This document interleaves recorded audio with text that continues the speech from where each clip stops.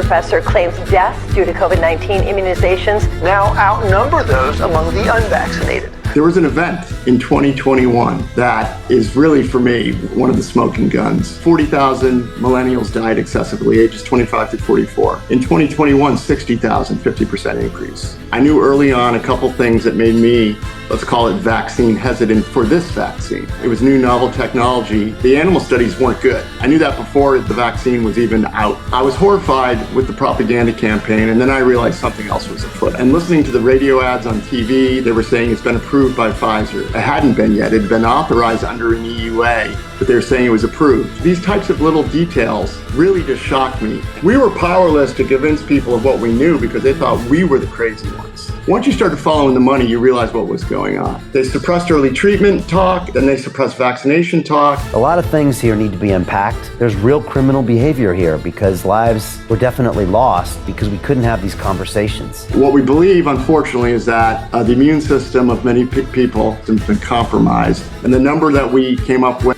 in our report, 26.3 million vaccine injured, 1.36 million disabled, and 300,000 dead. In 2022, Pfizer made $7.1 billion and Moderna made $4.4 billion in the US. So for every $1 that Pfizer and Moderna made, it cost the US economy $13. I'm very suspicious that this is a control system, and what we see now economically is the beginning of what I call the end of the current fiat system, and something else will emerge. Government's running out of money, the government's printing massive amount of money, to new surveillance going, and now we're seeing bank failures, crypto failing, all pushing people to something that has massive surveillance, which is a CBDC. People don't realize the globe is bankrupt and there's going to be a mad dash for tax revenues, and that's why they're going after crypto right now. They need to squash it, and they have to be able to figure out a way to get their vigorous or their take. You have been censored. You probably never set out to be a public figure, but you are now. What's it like being you? I truly believe every great evil creates a great good, and we've just seen a great evil, and I do think there's a renaissance coming. As much as things are messed up, life goes on, and you have to enjoy it while you can. So I'm trying to make a difference, but I give the results over to God. I do what I can, and if all my work results in nothing, well, that's okay, but I tried.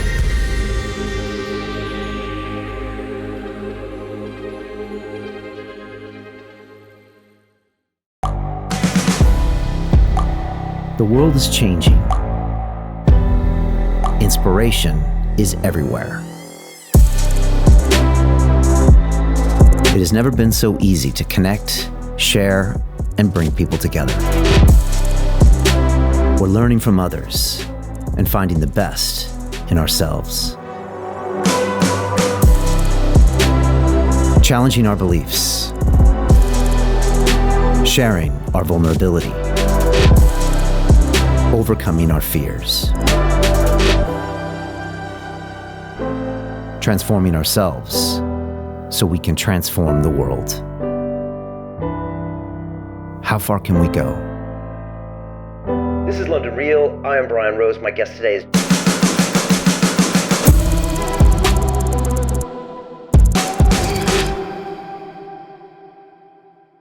This is London Real. I am Brian Rose. My guest today is Ed Dowd, the former hedge fund manager, whistleblower, and author. You spent the vast majority of your career on Wall Street, with 10 years as a managing director for BlackRock, the world's largest asset management firm, overseeing a $14 billion fund.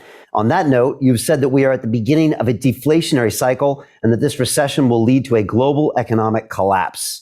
Your new book, Cause Unknown, The Epidemic of Sudden Deaths in 2021 and 2022, explores why we have seen a sudden surge of deaths in working age people that most significantly was not attributed to COVID-19. You believe that the unexpected and sudden deaths of so many young and healthy people should be a major and immediate public health concern. Ed, welcome to London Real. Brian, thanks for having me on. I'm so honored to be here. It's a real pleasure. It sounds like our paths crossed quite a bit over the past 3 years. I'm sure we could tell some war stories about 2020 and being deplatformed, et cetera. I've seen some of the tweets you put out on May 3rd that got you deplatformed off of Twitter. That was the same day we had to broadcast on our own streaming platform because YouTube had banned me at that point from saying anything, about the virus. So it looks like we've both had some experience of censorship. And I can't wait to dive into it today. There's so much to talk to you about, Ed, because you've written this incredible book about the sudden deaths that I want to dive into, but also with this banking crisis we're in, you have incredible insights into that. And some of this all might be correlated with what also might look like we're heading into World War III. So, Ed, I don't know where you want to start with all of that, but what's the best way to bring people up to speed the fastest on what you've been working on? Yeah, so I'm like yourself. Our backgrounds are on Wall Street, and we're not doctors. But what we are pattern recognition experts. My job was to live between perception and reality and get ahead of the herd. The herd has a perception, and when you see data underneath that perception starting to change, and a new reality is beginning, a new pattern, you want to be there first. And then once you get there, you want to convince all your peers of your new thesis and what you're seeing. So, with that in mind, I was seeing a pattern in early 2021 that was anecdotal at first. And then the data that we started collecting was horrifying. And the anecdotal data in February, March, in my immediate circles on Maui was the following. In 2020, I didn't know anyone who had COVID on Maui. I knew people that had COVID, and no one had tales or stories of any of their loved ones dying or being injured by anything. 2021 rolls in immediately in February and March. COVID hits Maui hard, and I start hearing tales of weird reactions, mostly right after getting the vaccination. And then I started. I'm a avid news follower, alternative news. I like to get the feet on the ground kind of news. And I was noticing that soccer players were collapsing in the UK and Europe on the field, and so that interested me. These are the most fit amongst us. So this all conspired to just make me start asking questions, becoming very suspicious of what was going on, at least with the vaccine. I was suspicious of COVID in 2020.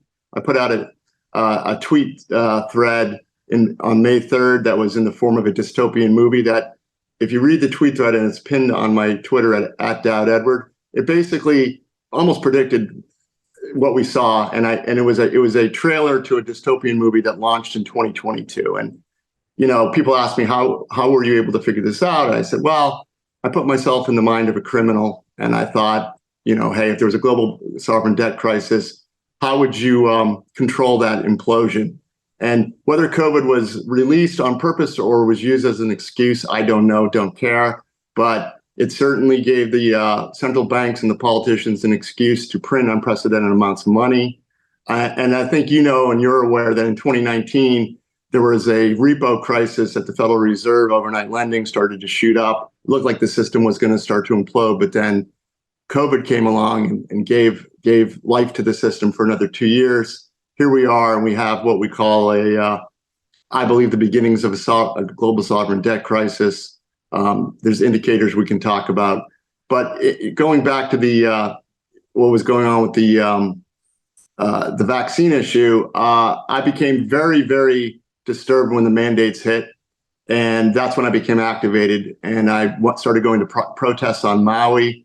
And I call this. I actually prayed to God to be of service, and within a month, I had met Dr. Malone. He came to Maui. I was introduced via someone at the protest. They said, "Hey, you're Ed from Twitter. You've been on Zero Hedge.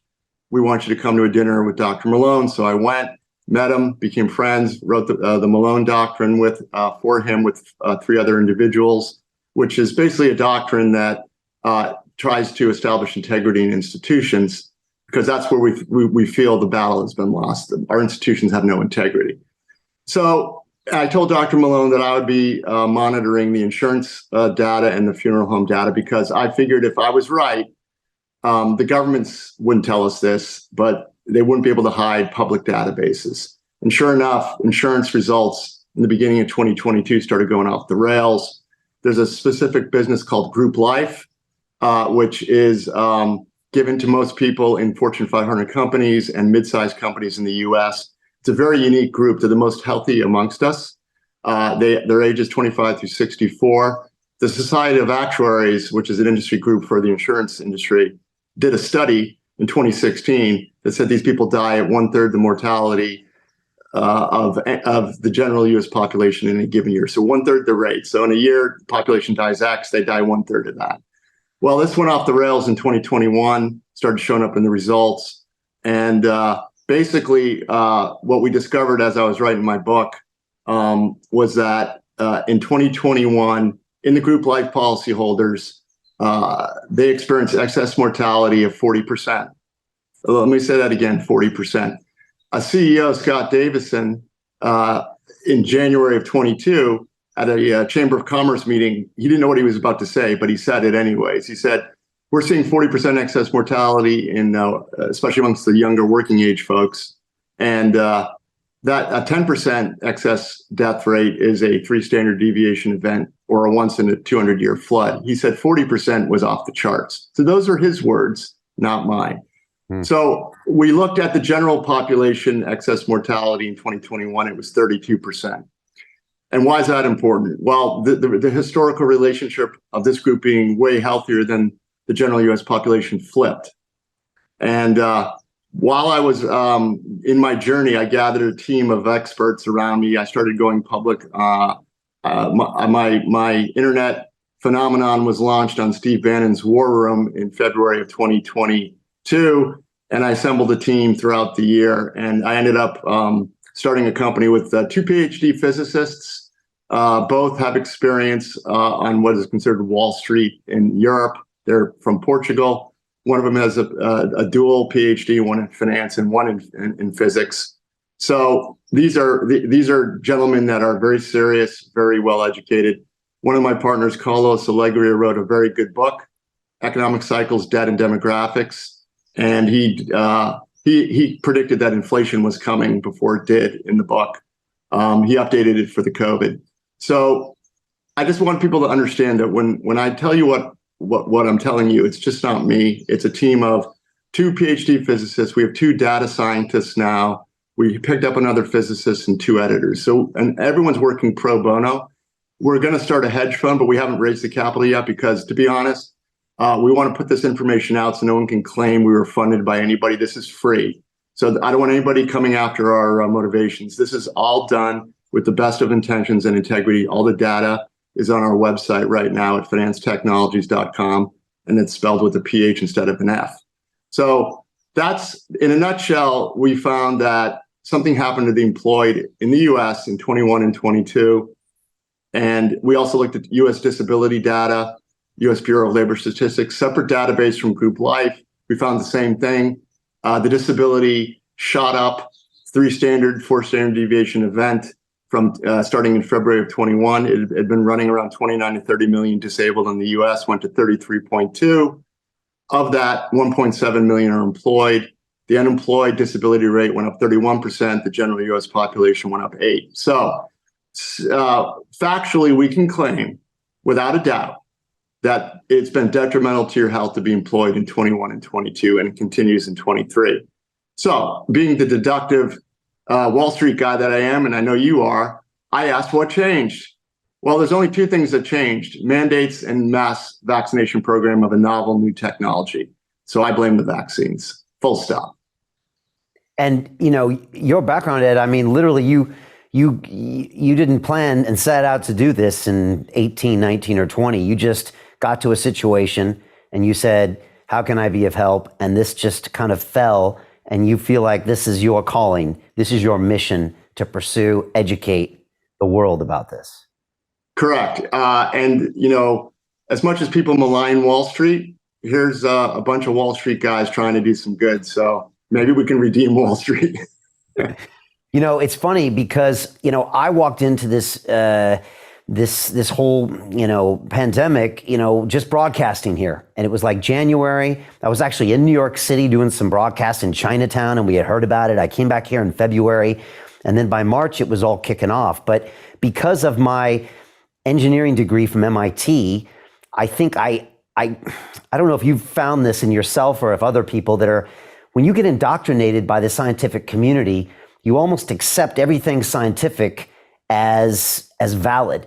And so I was kind of sold on this concept of vaccines because I was sold on science. And it wasn't until I had a conversation with Robert F. Kennedy, I think in April of 2020, where he said, Brian, do you understand the policies of vaccines? Do you understand what happened in '86? Do you understand the lack of liability? And my jaw just dropped because I didn't really understand, and I had been kind of blinded by the science in some way, Ed. And once I had started to really learn about this, then I started to be very suspicious, just like you were, of any type of vaccine rollout. But it took a lot of education on my part to even understand that. And I'd like to think I'm a pretty educated guy. So it's interesting when you talk about it, because I think most people, they trust in the science, even if they have a science background. And it's hard to get into the details. And again, back then, and maybe still now, Robert Kennedy was not allowed anywhere to say anything to anybody. And then, of course, you were quickly labeled an anti-vaxxer. I was banned from all technology platforms, and it was very hard to get any kind of information out there. I'm just curious what you think about it, because I'm sure you met people that you would think would be really smart, but are completely blinded by their faith in the science and don't really look into some of the humans behind it. Yeah, so like yourself, I had no idea what had happened in the vaccination industry. Like you, I had no clue. But because of my background on Wall Street in both equities and fixed income, I looked at healthcare companies, and I knew early on a couple things that made me, let's call it vaccine hesitant for this vaccine. I knew that it was new novel technology, and they were going to suspend the tests on humans. The animal studies weren't good. I knew that. I knew that before the vaccine was even out. So I knew that the technology they were using was questionable. Then Operation Warp Speed. I'm a guy that understands manufacturing processes because that my job is to pick companies that are good at that. And I knew that anything rushed would be rife with mistakes and corners cut. And then I also knew that because of my background analyzing healthcare stocks, was that vaccines usually take 7 to 10 years of good safety data before they're put in someone's arms. And so I had those 3 facts, and I said to myself, I'll wait. I'll see what happens. And I thought most people would think like me, and I was horrified with the propaganda campaign. And then I realized something else was afoot. I mean, when I saw all my loved ones around me and everyone rushing out to get this thing, and listening to the radio ads on TV, they were lies. Like here on Maui, they were saying it's been approved by Pfizer, and it hadn't been yet. It had been authorized under an EUA, but they were saying it was approved. These types of little details really just shocked me, and so I was hesitant just because I knew those three things. And then as we rolled through time and my journey of discovery, I've come to the awareness of the vaccination industry, like yourself, and I've recently stated publicly I'm never taking another one again. That's just me personally, but that was my journey. I also knew that Moderna was a company. I talked to one of my colleagues at another firm who's now retired. He was at American Century. We were on the phone. We're like, Moderna, this is a sketchy company that's never had a product on market. And Bansal, the CEO, everyone kind of thinks he's a pathological liar. So those of us on Wall Street who are in the know knew this guy was full of it. So we were just like, why is Moderna in? So we were just confused and just and this gentleman did not take the vaccine either, but his children did, and his wife got at least one shot. So we were powerless to convince people of what we knew because they thought we were the crazy ones initially. Yeah. Besides like running the numbers on Moderna and understanding the company, what else did you see when you started looking at kind of the economics, the increases in revenues? And like, again, you look at it from a completely different perspective. And what do they say? Follow the money. I mean, the money doesn't ever lie. Correct. So I did some back of the envelope math early. Well, you got to go back to 2021. Remember, the plan was quarterly boosters. And if you ran the math on that with some simple assumptions, I said Pfizer gets 50% of the global share. 5 billion, I assumed 5 billion people would be vaccinated out of the 7.5. And I found out what they were charging. And if they did, if quarterly boosters were the law of the land across the globe, that would take Pfizer's revenue to about 330 billion. They were 40 billion before COVID. In 2022, they did around 90 billion. So the plan was, and I think they were excited about it, and the stock started to discount that. Now it's not, but because as we know, booster uptake is abysmal, and it wasn't rammed down as many people's throats as we thought it would be. That 330 billion, that's the prize. And if you don't think executives would bend rules to get that prize, well, I've been on Wall Street a long time, and I've said publicly to other people who have interviewed me, when I was at BlackRock, I sat across from CEOs all the time. I ran a $14 billion fund. I sat across from Fortune 500 CEOs, and my mindset was, when I went into the meeting, how are you going to lie to me today? And then that's how you have to, on Wall Street, that's how you have to think. How are you going to lie to me? And then you have to figure out, if there's truth. You watch body language, you watch, upticks, downticks. And looking at what was going on in 2021, I was horrified. There was then, the demonization of the unvaccinated. It was crazy time. And the prize was so big, and the money being thrown around to media by the pharmaceutical companies. We found out there was $1 billion in government money given to media companies to promote the vaccine. Once you started following the money, you realize what was going on. And again, I don't know if it was a conspiracy, but certainly a conspiracy of interest. There were 3 verticals that stood to gain, or 4 verticals. Technology was licking their chops at all the new surveillance technology that was coming their way. That's a new cash flow stream. So they decided, and the Twitter files have since shown, they conspired with government to suppress anything negative about the vaccine. Okay, so they had an interest. It was a new vertical. You had pharma companies, which were going to just, under the color of law, have a mandated product. So they had incentives to maybe ram the thing through, not look at safety signals, which we've proven there were safety signals that should have shut the trial down. It never should have been approved. So that's something that's going to come to light. Then we had media companies that were living off of pharmaceutical ad revenue streams, especially on the nightly news. And then we had government, politicians, money and power. And then the regulatory agencies, we've found 75% of the FDA's budget comes from pharma. There's the revolving door. The NIH gets, has hundreds of millions of royalty revenue. So it was a conspiracy of interest. That's what I know. Whether there was a bunch of maniacal men in a room drinking scotch laughing, I don't know. But there definitely was a conspiracy of interest. There was what we call institutional momentum. And it rolled over everybody.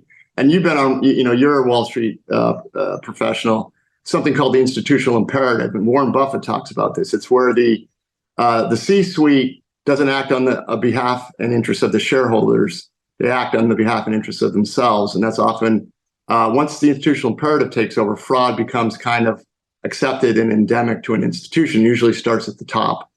And the institutional imperative, we can clearly see at the FDA, the CDC, the NIH, the regulatory agencies that are supposed to watch out for the stakeholders, which are us, and they didn't. And at Finance Technologies, we launched what's called the Humanity Project, where we have all the excess deaths for the UK, all of Europe, the US, Canada, Australia, Germany. And we've also done an extensive deep dive into the disability data in the US. And we, in our mission statement, declare ourselves the watchdog of the watchdogs. And we're doing it all pro bono at the moment. Yeah, I was shocked by the government agency involvement in the actual pharma companies and even the profiting of those individuals from, it just seemed to be a clear conflict of interest. I didn't understand all of these conflicts in the medical field and the regulatory field of that. But I've been well educated when it comes to that. And then we had Robert Malone in here talking about this 5th generation psychological warfare that in itself was almost the virus, where they were testing these psychological tools they would use to get people to use the vaccine. That technology is almost more dangerous than the vaccine itself. Like you said, the anti-vaccine shaming, the messaging, everything they would use to amplify the fear, accelerate the groupthink, and push this thing across incredible to look at it that way. And then when I saw the money being spent by the government for media to promote this, again, in black and white, these were levels I wasn't even aware of. And I was right there at the tip, when this was unfolding in 2020. So again, hard to believe. I want to go a little deeper on this data that you found, in this group life policy, because like you said, it represents this young workforce, this kind of executive workforce that is typically very healthy. And all of a sudden you saw this massive spike, whereas a 10% was a 3 deviation, 1 in 200 years, a 40% is probably like once in the entire history of humanity type event. And, talk to me about how you saw that, and then the anecdotal evidence, and then what people really need to know, because like you said, we're seeing this happen all over the world. High level sports people dying on the field, unexplained deaths of healthy people. A lot of people know one of these stories, and yet they're being told that, oh, that's just an anecdote and it's just not part of it. And excess deaths are not any higher. Maybe you could speak a little bit on that, Ed. Yeah, sure. So before the Society of Actuary data came out, myself and Josh Sterling, who is he was anonymous, but he's come public since, and he's working with the insurance industry right now. But Josh Sterling was a former Wall Street executive on the sell side, worked for Sanford Bernstein. He was number one II ranked at one point for 1 or 2 years. So this guy knows insurance. In March of 2022, we started analyzing CDC data, and we found something very curious in the CDC data, because the CDC data was not presented in a very workable way, but he was able to download the data, and they did provide ages. So we were able to create age cohorts. And what we found early on was there was a mix shift in the mix of deaths. Again, Wall Street, this is what we do. We look at mix shifts, right? And there was a mix shift from old primarily in 2020 to younger in 2021. So the question is, did the virus suddenly mutate and only affect the young now, and especially working? What we came to find later was mostly working people, not just young.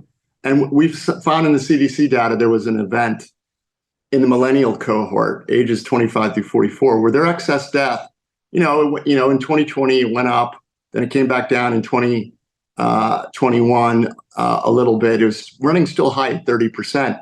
Then in the third quarter of 2021, it shot up to 84% excess mortality. And as a Wall Street guy, and I know that's the rate of change. That's a slope. There was an event.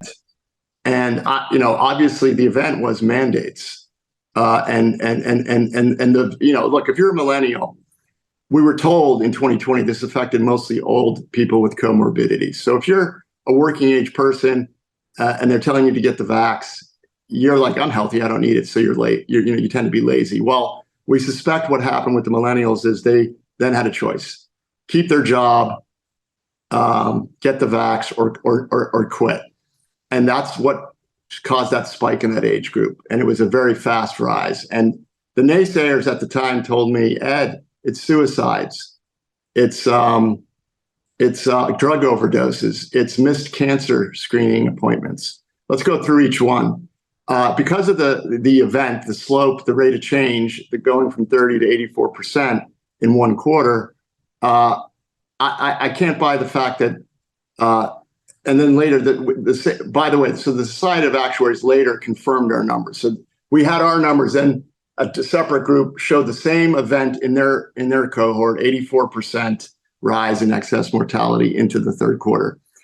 You can't tell me that this group life policy holder folks had a suicide pact. It doesn't make any sense. You can't say they all overdosed on drugs in the third quarter in the group life policy holders, because primarily to get a benefit, you need to be employed at the time. You can't be fired. And I don't know about you, but I don't know too many fentanyl and heroin users who stay employed. And it would be very curious that, a bunch of Fortune 500 and mid-sized executives decided to overdose. And then the third and most ridiculous one is the missed cancer screening appointments. I'm 56. I've never had one. And I don't suspect ages 25 through 44 are having those appointments. So all of that can be debunked. And for all three to occur simultaneously in 1 quarter, the odds are astronomical. So there was an event in 2021 that is really, for me, one of the smoking guns. And the mix shift also is a smoking gun. Just to put some numbers on the CDC, we found, and these are excess deaths. This is above a baseline we calculated 5 years prior. In 2020, 40,000 millennials died excessively, ages 25 to 44. In 2021, 60,000, 50% increase. Gen X didn't fare much better. There were 90,000 excess deaths in 2020, 120,000 in 21. Whereas the old folks saw their excess deaths decrease in 2021. So that was the mix shift. So there were about 500,000 excess deaths in 2020 and 500,000 in 2021 in the US. And there was a complete mix shift. So again, using deductive reasoning and logic, what changed? Well, a vaccine and people forced to take it. And we've proven without a doubt that something's happened to the employed of the US. And I went before Senator Ron Johnson in December, told him it's a national security issue. And we know the military has, their problems as well. So it's military, first responders, and all the employed.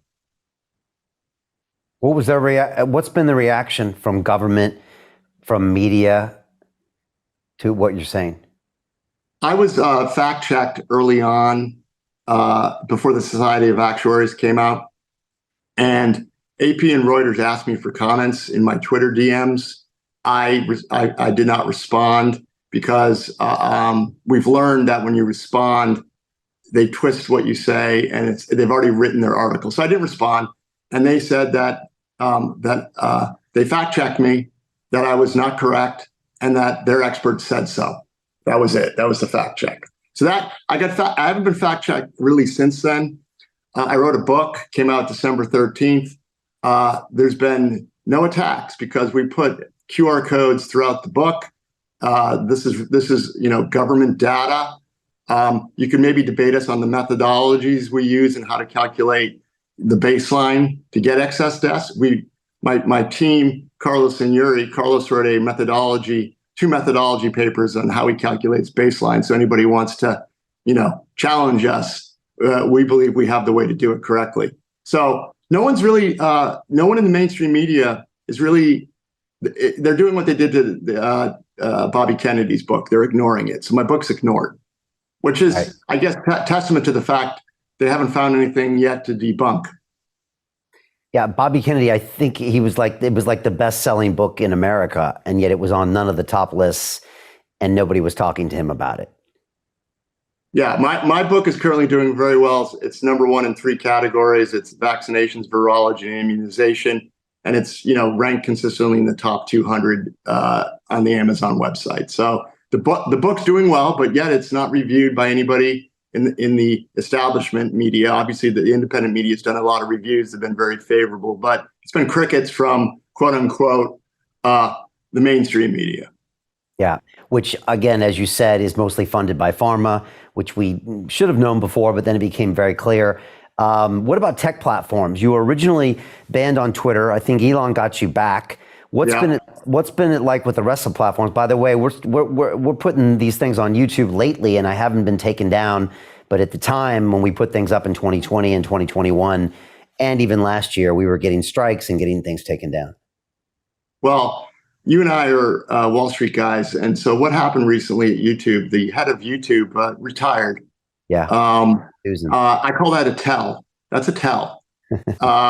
And I think you're right. The vaccine was a verboten issue in until very recently. So I think something's going on there. I don't know what it is, but it certainly seems that some tech platforms don't want to be caught up because censorship has killed people. Let's be honest here. They suppressed early treatment talk, and then they suppressed vaccination talk. They malign doctors. They deplatform doctors, yourself, me. So lives could have been saved. And when again, this is above my pay grade. I'm not a lawyer. I'm not a prosecutor. But eventually, there'll be questions. And I think they're trying to. I think they had a rut row moment, and they're going back. They're trying to pretend that everything's okay. I think that's what's going on. That's why it seems like things are loosening up a bit. That's my personal opinion. I got on Getter I was already on Getter after I got banned from Twitter. So I had a good following on Getter, so I was getting my information out that way. I was also doing a lot of independent media, and I'm on LinkedIn, but I don't post anything controversial on LinkedIn. LinkedIn's just a professional site for me, so I've avoided being deplatformed on LinkedIn by posting anything that I'm doing. It's just, people can go and see my resume, basically.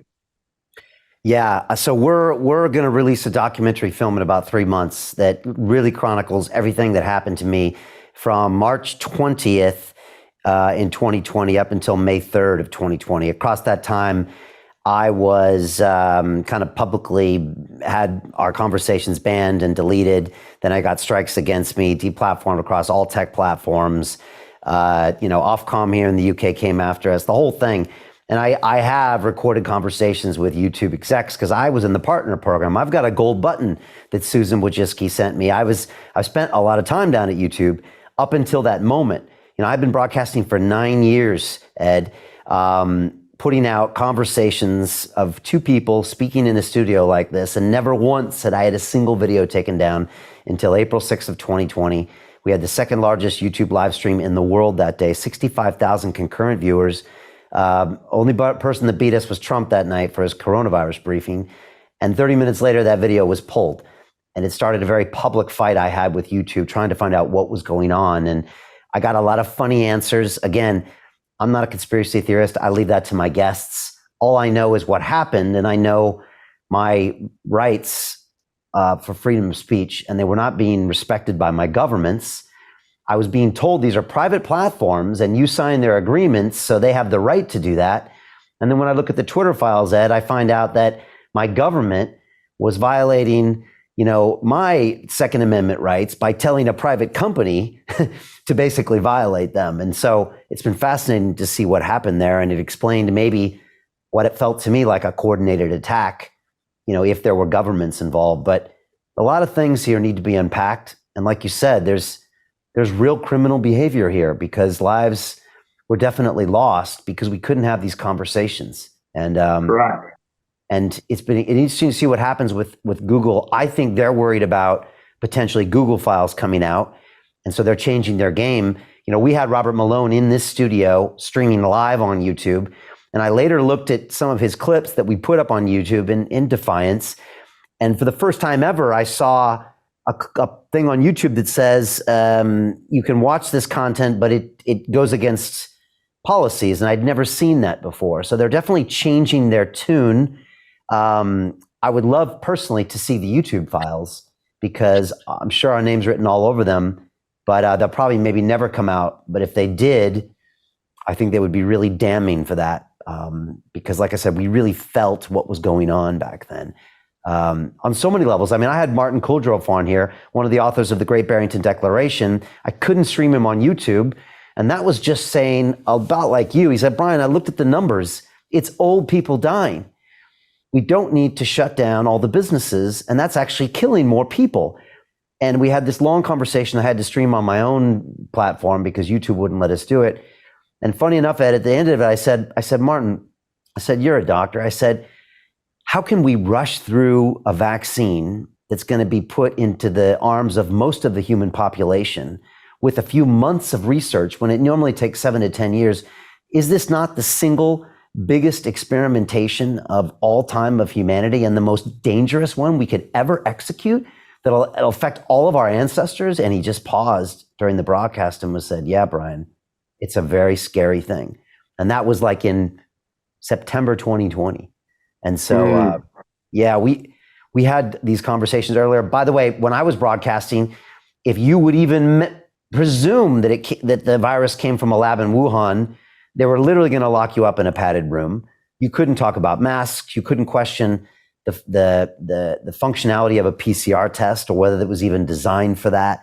I mean, you couldn't do any of that stuff that early on.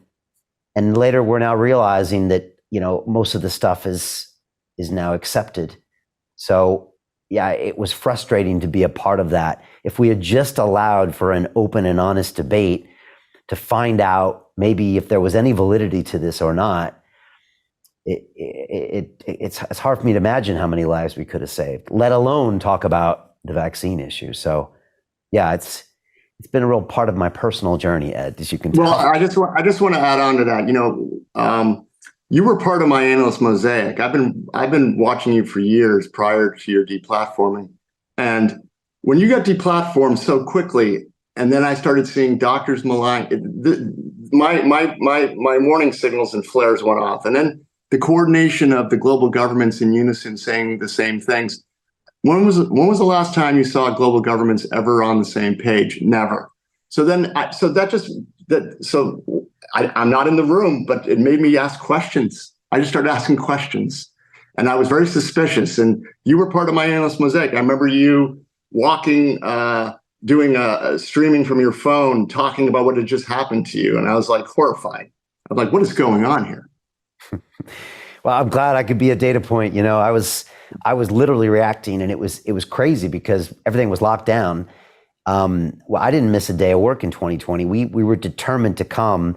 We actually dialed up the frequency of our interviews, and we were interviewing all the doctors that were banned, everybody that was persona non grata at the time, putting out these messages on our own platform. So yeah, you're like me, a moth to a flame. Oh, I can't look at this. I'll look at this. I mean, that's just the way you and I are wired from Wall Street. When someone tells us don't look over here, we look there. And then this whole concept of freedom of speech and allowing people to consume the information and make their own decision. I mean, correct. The concept of dangerous information it went against everything in my bones and DNA. And it was so strange to kind of watch it all unfold. You mentioned what you said about governments in the world never being able to agree on anything. And yet on this, they all agreed, all the same language, almost the same, reactions, mandates. What do you make of all that? And then, because I want to kick it from there now into where we are today, Well, I have opinions. I can't prove this. And I left it out of my book on purpose because my book is just to detail the vaccine data that I see, or the death data, the disability data. I blame the vaccines, all the sudden athletic deaths, the catalog in my book. I left out the who and the why because that's not important. But my thesis is this: there was a global economic sovereign debt default coming, and COVID, whether it was planned or used as an excuse, is a very convenient control system. If you're going to have economic collapse, wouldn't it be nice to prevent travel, keep people in their homes, keep them in fear, create surveillance systems via a vaccine to that, and then the digital ID, and then the ultimate end game here is central bank digital currency. So, and one of the things that really tipped me off on this is again my opinion, my thesis, was James Bullard on April 5th, I believe, of 2020, a mere couple of weeks after lockdowns, is on Face the Nation. And I'm like, why are we talking to a Federal Reserve president? Well, they started asking questions. How are we going to reopen the economy? Won't everyone be so afraid? He said, well, the good news is we have technology now that will allow us to test daily. We can issue immunity badges. When I heard immunity badges, I thought vaccine passport immediately. And I also thought, and then they talked about that.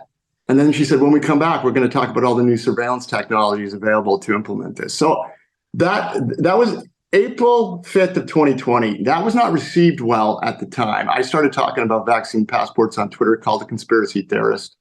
And they memory hold that. That was what we call a trial balloon. They trial ballooned it too early, and then they buried that, and no Fed governor ever spoke on the issue again. So I'm very suspicious that this is a control system. And also, let's talk about what happened. France has a lot of riots and protests going on right now. Yeah, if you remember, I was there last week, and I got to see the cars burning on the roads. I was there for a blockchain conference, and it's all kicking off there. Do you remember prior? Most people in the U.S. don't know this because they didn't, televise it. But there were yellow jacket protests in France for weeks on end in 2018, going into 2019, and COVID mysteriously wiped those all off the map. No more protests. So I'm just saying, as an analyst, this sounds like a good narrative that, I think if we did some investigations and some discovery, my narrative is pretty close to the truth. Again, it's my opinion, it's my thesis at this point, but COVID And the unison of all the global governments suggested that they were worried about something that they weren't telling the public, which is we're broke, the social contract's been broken, all the pensions. I mean, I don't think people understand. To continue watching the rest of the episode for free, visit our website londonreal.tv or click the link in the description below.